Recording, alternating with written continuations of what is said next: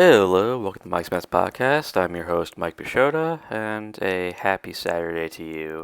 We are recapping the Mets home opener from yesterday on Friday, and there's a 3-1 loss for the Mets to the Milwaukee Brewers. We're going to be recapping all the action today.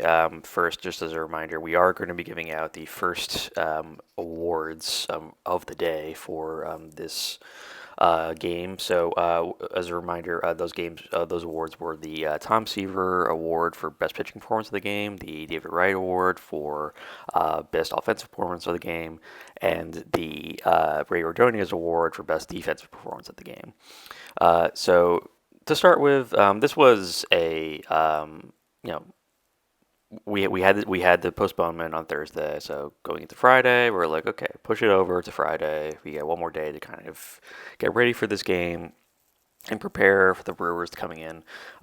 We know they're facing Freddie Peralta. Freddie Peralta has been an excellent pitcher for the Brewers the last couple of years. He's just been kind of overshadowed by the fact that he was in a rotation with Corbin Burns and Brandon Woodruff, and those guys were getting all the highlights, all the headlines, and all the attention being paid, Cy Young votes, whatnot, going to those two guys. So Freddie Peralta kind of forgotten that this guy is actually a really good pitcher, and we got a full reminder that Peralta can really bring it when he is in that kind of headspace, and he looked terrific in this game. A part of it was Peralta was great. Other part of it was the Mets offense just did not show up. I mentioned the one run before. Also, we have to say, one hit. Only one goddamn hit to channel my Harry Doyle there. Only one goddamn hit. So we are feeling very much like that today. So the offense really just ineffective at all stages of the game. It was tough to watch at periods because you'd have the Mets stars. I mean, we'll talk about Jeff McNeil in a minute. In particular, the must-watch play of the game. But this was McNeil looked terrible. Like some really ugly swings at the plate. He didn't look comfortable, and it just kind of felt like very much like 2023 again for McNeil, and that's kind of an issue. They're trying to get past that point. They want to get to a period where they can be looking a little bit more like 2022, where he won a batting title, and they brought back Eric Chavez into his hitting coach role after he served as bench coach last year. A lot of people, including myself, thought it was a mistake to switch up hitting coaches and use Jeremy Barnes as the hitting coach in 2023 instead. So we're seeing Chavez go back to his old role. We're hoping that will kind of help guys like McNeil and Alonso, who had a particularly bad stretch in 2023. So they're hoping that's going to kind of bring those guys back to 2022 for them when they were hitting for terrific batting averages, as was the entire team.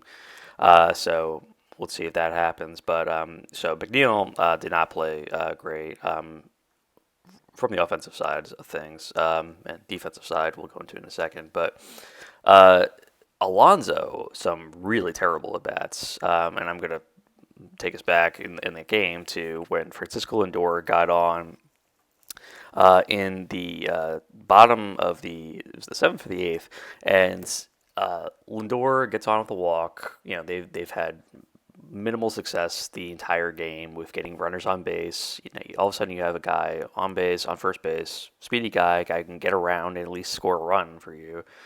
If your guys in the 3, 4, 5 can actually bring him in. So Alonso immediately pops up, gets fooled on a high fastball, and sends it a mile high and over the third baseline, and just is caught on the first pitch. It was a terrible at bat from Alonso, who didn't bother to take a pitch. It was just really aggressive off the bat, which is kind of a hallmark of Chavez's hitting style. He has been coaching batters to be more aggressive out of the gate and try to attack the first pitch, particularly if he sees a fastball. And Alonso is a first pitch fastball hitter. Excuse me, and Alonso is a first pitch fastball hitter. I mean, he will jump off and try to get any pitch that's coming up on the plate. if he can get it. So he immediately falls for that one, and unfortunately, it led to the Mets having it out. Then McNeil having a terrible at bat. He made some really ugly swings, and the rally was immediately snuffed, and so that was that. And uh, Jose Quintana was fine. I mean, so he did not pitch badly. Let's be very clear. Quintana didn't pitch badly, but the Brewers really made him work, and that was ultimately what screwed Quintana in the end. Because the final pitching line, 4 2/3 innings, obviously not great, but only the last 6 hits.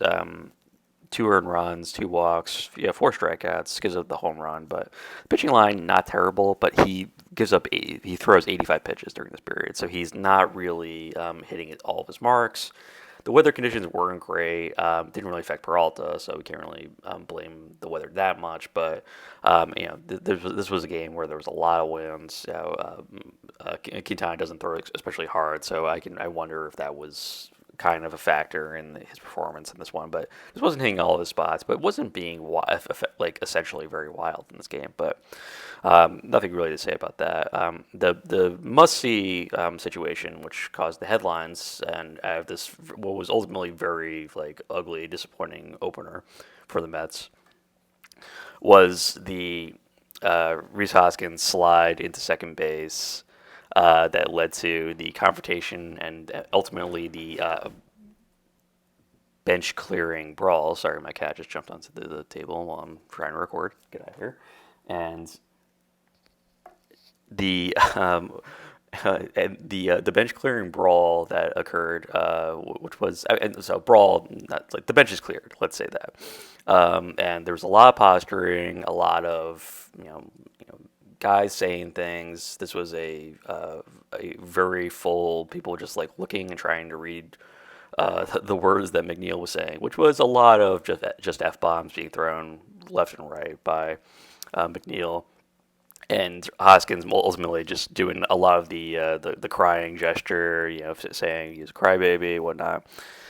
So that was not the greatest situation. Ultimately, it doesn't look great for the Mets, and nor McNeil for the way that he reacted. And McNeil was upset, and you could see that he had taken that at bat kind of with him into the field when that whole situation occurred, because McNeil was not swinging great at the plate, and he was overly frustrated. It was a dirty slide by Hoskins, and McNeil didn't in post game. It didn't really talk that much about it. He was being a little bit more coy in terms of his reactions. Certainly afterwards, that he was when he was on the field. He was pretty clear what he thought of the slide on the field, because he really let Hoskins have it, and it was a full 5-minute tantrum from McNeil. Was it an ugly slide? Yes. Was it a legal slide? I think so. The umpires ultimately did not call it that way. Leave it to your own interpretation as to whether or not it was from a purely legal standpoint. From Major League Baseball rules, Hoskins didn't commit anything that could be considered an illegal slide that would have caused it to be considered double play and call the runner at first base out because of interference on his part. Nothing like that happened, but it has to be said that it was a really it was a late slide. He seemed to go intentionally into McNeil's legs, first the left and then the right leg, or the other way around. And seeing that occur was pretty tough to watch. If you're a Met fan, you're instantly brought back to 2015 with Ruben Tejada and Chase Utley sliding in and breaking his leg. So your first thought is, oh no, I hope he's okay. I hope McNeil's all right here. And then it was a really bizarre situation with the whole thing with Hoskins just kind of laying on the ground, down face first in the ground for it felt like an additional 10 seconds, where it felt like he was regrouping or trying to come up with a story at that point. It was a pretty weird situation. I didn't fully understand what Hoskins was trying to do in that regard. Hoskins is has a lot of history with the Mets. Gary Cohen went into that plenty of times during the telecast with on SNY. So this was, they have a long history with Hoskins. McNeil in particular has a long history with Hoskins because he's been around with the team since 2018. So these two guys know each other, and McNeil certainly felt like it was a dirty slide, and the way he went off on Hoskins, he was extremely upset. That was very clear. So ultimately, nothing happened of it. I did feel like they should have not only called Hoskins out, but also the runner first to base it out, because that was I felt a really uncalled for slide. It's the opener. It's opening day. Like don't start off your season like that. And uh, if you're hoping it would kind of charge the team into kind of doing something from that point on, it didn't. Ultimately, the Mets were pretty ineffective in this game, and just from an offensive side of things. It's going to be interesting giving out the awards in a minute. So my pitching performance of the award, pitching performance of the game award, the Tom Seaver pitching performance of the game award. Let's say the whole thing. Not going to go Quintana, although I thought Quintana pitched pretty well. Not terrible, but not great.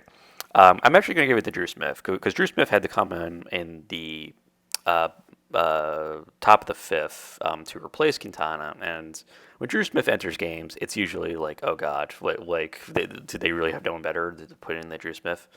And this is like ideal work for Smith, which is just basically like low pressure, like it's sixth inning, like come into the fifth or sixth inning and kind of like fit and then get like one out.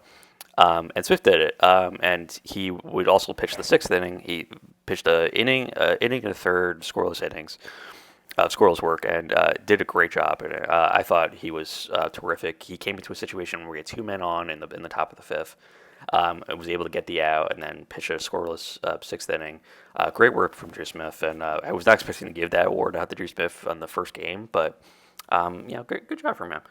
This next part, easier but also simultaneously hard. The David Wright Offensive Performance of the Game Award. I can only give it out to Starling Marte, who had the lone hit of the game, which was a solo home run in the bottom of the second, and Marte shot. First at bat comes up, hits the home run. I didn't know this. He is homered in all three opening day appearances for the Mets since he joined the team. So he's homered in three straight opening days now. And Marte, it was. I mean, he crushed it. It was a 3-2 fastball inside. He turned on it. The important thing that Keith had noted during the broadcast was his bat speed seems to be really back. There was a lot of lingering injuries with Marte. A lot of people aren't expecting much from Marte. I'm not expecting a ton from Marte this season, but it was really important for him to come through in that situation. So 3-2 fastball inside, he just creamed it. It wasn't a bomb. It was a missile. He hit it very hard, and it left the park and just cleared the wall in left field, and was ruled a home run after a brief moment of it was that double home run. Ultimately, a home run for Marte, and started his season off right.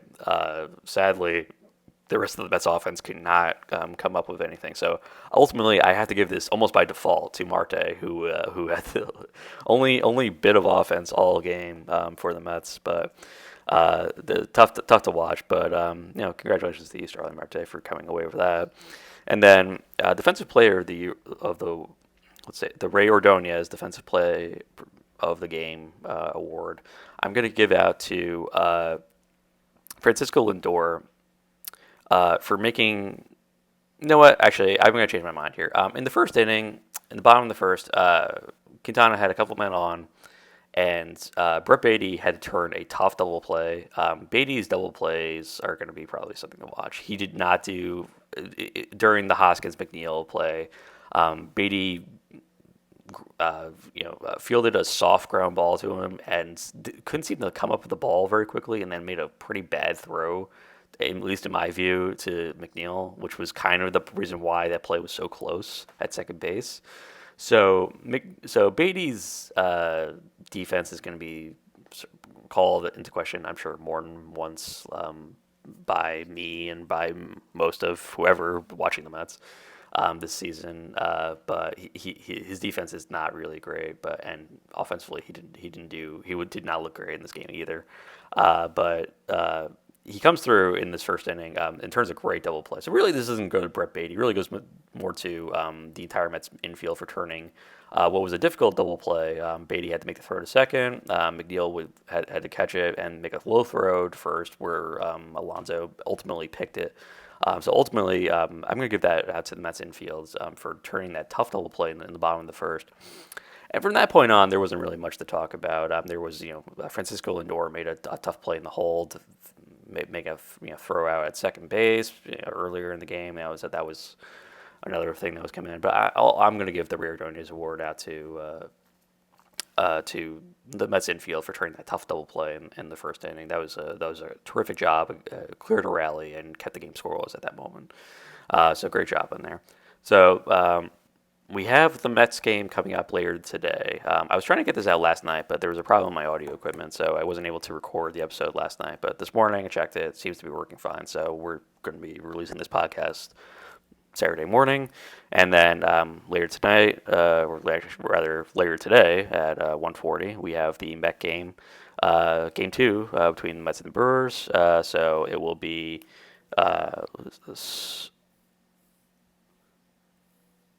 for the Brewers will be, is it Dylan Hall? I'm looking at the name here. I'm just trying to see who it's supposed to be pitching for the Brewers this game.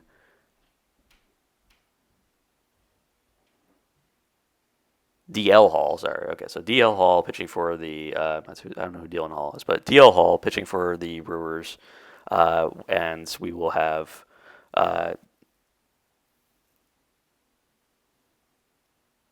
Luis Severino. Severino will be pitching today. Okay, so Severino pitching today against DL Hall at 1:40. And I think the Mets are favored in this. I guess Severino over DL Hall will be the expectation. Hopefully the Mets offense will come through in this game. It was, like I said, just a lot of really ugly at bats from a lot of players.